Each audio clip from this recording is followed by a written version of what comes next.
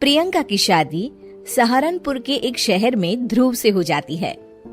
प्रियंका एक interior designer होती है और उसका अपना एक बिजनेस होता है।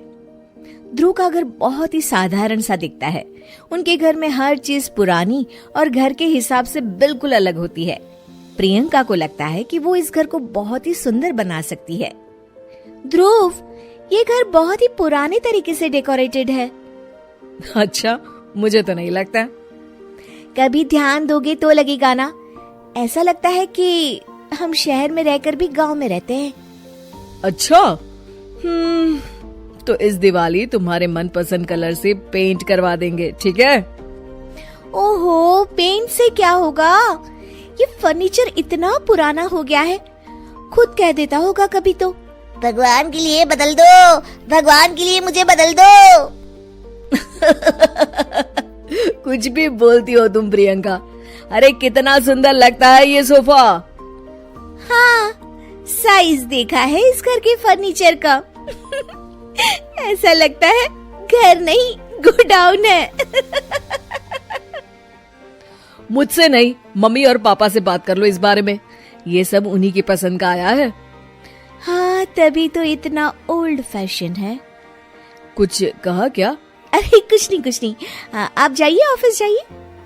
ध्रुव ऑफिस चला जाता है और प्रियंका अपनी सास से बात करने की सोचती है। मम्मी जी, मैं क्या सोच रही थी कि अगर हम इस संदूक को यहाँ से हटा दें तो काफी जगह बच जाएगी ना। हाँ, इसे हटा देंगे और सामान कहाँ रखेंगे? अपने सर पर? अरे मम्मी जी, आप ऐसी बातें क्यों कर रही हैं? देखिए ना, उसमें से एक भी चीज तो काम की है नहीं, तो क्यों ना हम उसे बेच दें? नहीं बहू, उसमें हमारे पुराने घर का बहुत ही अच्छा सामान है। पापा जी, ये घर भी तो पुराना ही लगता है। एक दिन प्रियंका की सहेली प्रिया उसके घर आती है। प्रिया घर को देखकर हंस पड़ती है। इतनी अच्छी इंटीरियर डिजाइनर का ससुराल तो किसी पुराने म्यूजियम जैसा लगता है। क्या बताऊं, यहाँ तो किसी को फर्क ही नहीं पड़ता। अरे जब सीधी उंगली से घी ना निकले ना, तो उंगली टेढ़ी कर लेनी चाहिए। हाँ, शायद तो ठीक कह रही है। अगले दिन प्रियंका की सास सोफे पर बैठी होती है तो देखती है कि सोफे का कपड़ा नीचे से फट गया है। अरे ये क्या, ये कपड़ा कैसे फट गया? मम्मी जी, मुझे लगता है कि ये किसी चूहे का काम है। क्या? चूहा? फिर से? सास सोफे पर चढ़ जाती है। अब तो मम्मी जी चूहा इस सोफे में अपना घर बना लेगा। क्या? तो क्या करे बहू, तू ही कुछ सुझाव देना। मम्मी जी, हमें स्टील वाले छोटे सोफे बना लेने चाहिए ताकि चूहे को घर बनाने के लिए जगह ही ना मिले। तू सही कह रही है बहू। मैं अभी तेरे ससुर को बोलती हूँ नए सोफे लाने के लिए।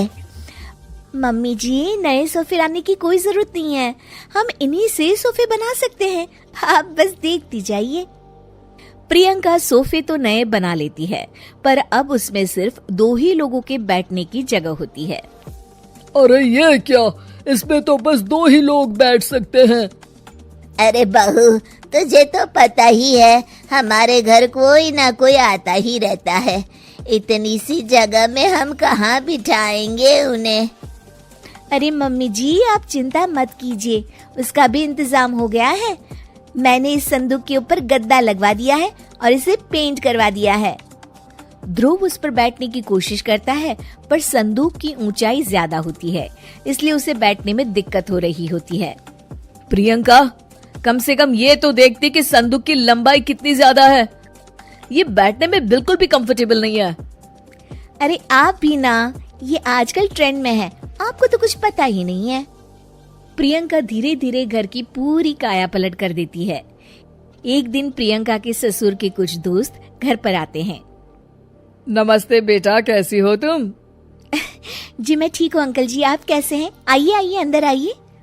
अरे घर तो बड़ा खाली खाली लग रहा है, कहीं घर तो खाली नहीं कर रहे ना आप लोग? अरे नहीं, ये तो हमारी बहू का कमाल है। तुम बैठो ना रमेश।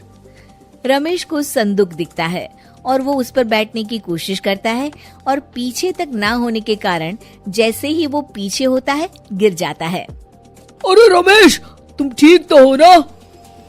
हाँ हाँ ठीक ही हूँ, बस आज तो बाल बाल बच गया मैं। सब लोग गुस्से से प्रियंका की तरफ देखते हैं। अब रमेश अंकल को बैठना नहीं आता तो इसमें संदूक की क्या गलती है? नहीं बहू, गलती तो हमारी है जो तुझे घर का मेकओवर करने दिया। सही कह रहे हैं आप।